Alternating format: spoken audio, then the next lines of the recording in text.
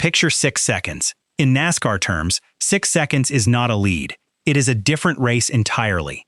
That was the gap Shane Van Gisbergen built at New Hampshire Motor Speedway, tearing through standing water while the rest of the field simply disappeared behind him.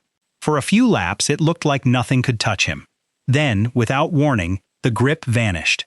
The same car that had been untouchable became a passenger on its own racetrack. What happens when the exact thing that makes a driver dominant disappears in an instant? That question sits at the center of everything that followed, and by the end of this breakdown, you will understand exactly why this single race weekend has reshaped the entire playoff picture for Trackhouse racing. The race was the Dollar Tree 301, and it began under wet conditions. Shane Van Gisbergen, driving the number 97 Trackhouse Racing Chevrolet, started fifth. Heading into the event, he was carrying a comfortable points cushion in the playoff standings. A cushion that would look very different by the time the day ended. The opening laps were chaotic before SVG ever factored into the lead picture. Tyler Reddick spun off turn 4 on lap 1, forcing Denny Hamlin and Chris Buescher to take evasive action to avoid collecting him. Amid that early disorder, SVG began working forward, climbing from 5th to 2nd within the first several laps, setting up what would become the defining stretch of his afternoon. The wet conditions played directly into his strengths, a fact that would matter enormously once the track began to dry out later in the race. Once SVG reached the front, he did not just lead, he dominated. He made the winning pass on William Byron to take the top spot, and from there his advantage grew at a pace few drivers ever achieve in Cup Series competition. By the time the lap 40 competition caution came out, his lead had ballooned to nearly 6 seconds. This is exactly the moment worth marking.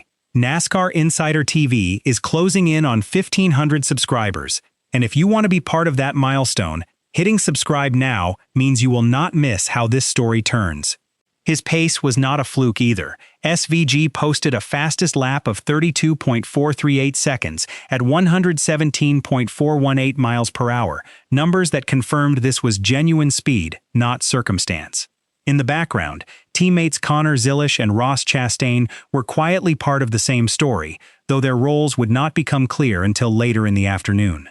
For a moment, it looked like the day SVG would finally prove he belonged among NASCAR's elite on more than just road courses, a reputation he has been trying to shake since arriving in the Cup Series. Then came the competition caution, and with it, the pivot that changed everything.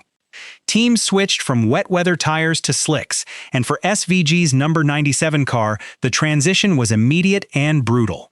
The dominant machine from moments earlier became a liability almost instantly. Over the radio, SVG described the sudden shift himself. "It's very weak taking off. Way too tight." Moments later he added, "I have so much shuddering. Tight. Loose. There's just no grip." The results on track matched the words exactly. His position collapsed in stages, from 2nd to 6th, then 9th, then 15th, and eventually 20th. A car that had built a 6-second cushion just laps earlier was now fighting simply to hold a position inside the top 20, a collapse that unfolded in a matter of minutes rather than over the course of a long, gradual decline. After the race, SVG addressed what happened directly, offering a clear and specific explanation rather than a vague summary. He acknowledged that the pace advantage on wet weather tires had been real, but that the fade once the track dried pointed to a grip issue his team had not solved. He did not blame the racetrack, and he did not blame another competitor. He pointed to his own car. That kind of direct admission is rare in a sport where excuses are easy to find, and often expected from drivers who have just lost significant ground in the standings. He also noted that Connor Zilisch experienced a similar struggle once the track dried, a detail that shifted the story from being about one driver's mistake to something involving the wider Trackhouse racing operation as a whole. The numbers behind the point standings tell their own version of this story, and they show exactly how much a single afternoon can shift the playoff picture. SVG's cushion over Ryan Preece shrank from 50 points to 31 over the course of the afternoon. Heading into Daytona, Austin Cindric still sits 13 points ahead of SVG in the standings, a gap that now looks harder to close than it did before the race began.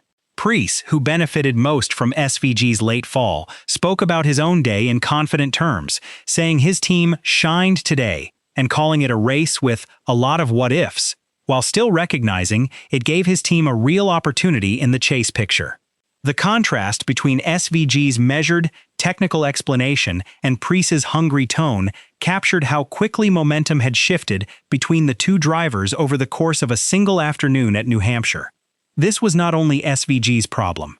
Ross Chastain was already out of contention before the tire switch even became relevant, sidelined by a mechanical failure earlier in the race. Combined with Zilish's struggles once the track dried, two of Trackhouse's three cars were dealing with the same unresolved issue on the same day, in the same conditions.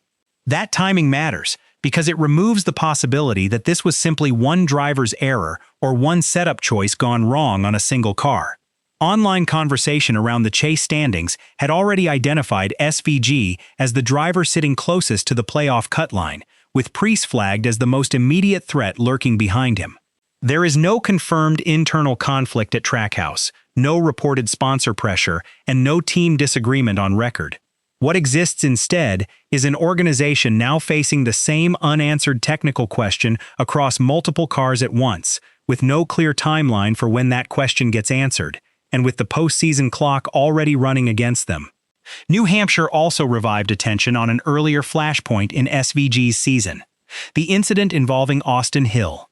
NASCAR reviewed both data and radio communications from that situation and issued no penalty, though officials reportedly wanted to speak with both drivers to prevent further escalation between them. That review took place weeks before New Hampshire, but it remains part of the larger picture NASCAR and Trackhouse are now watching closely as the playoffs intensify.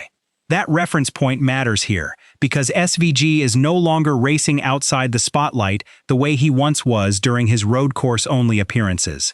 Every mistake, every late race fade, and every aggressive move he makes is now magnified simply because of where he stands in the championship picture heading into the postseason stretch, where a single bad weekend can undo months of consistent points racing. That leaves a stack of unresolved questions heading into Daytona. Can Trackhouse's engineers diagnose the slick tire grip issue in a single week of preparation, using the data collected from 3 different cars on the same day? Does the same weakness carry over to a superspeedway environment that behaves nothing like the short track at New Hampshire, where drafting and aerodynamics matter far more than mechanical grip? Can SVG protect a cushion that has already been cut in half against a surging Preece and an already ahead Cindric, both of whom will be racing with nothing to lose? And if the issue resurfaces at Daytona, what does that mean for Zilish and the long-term future of the number 97 program inside Trackhouse Racing? None of these questions have answers yet, and Trackhouse has very little time to find them before the next green flag drops on the sport's most unpredictable racetrack. The 6-second lead that once looked like proof of invincibility is now a reminder of how quickly that kind of advantage can disappear on a drying racetrack, and how little separates a dominant afternoon from a damaging one in modern NASCAR competition. Daytona stands as the next test of whether Trackhouse can solve the problem before it costs them more than points in the standings. If you enjoyed this breakdown, drop a comment with your prediction for how SVG bounces back at Daytona, and share this video with another NASCAR fan who needs to see exactly how this story unfolds next. If you enjoy real NASCAR breakdowns like this, you'll like what's coming next.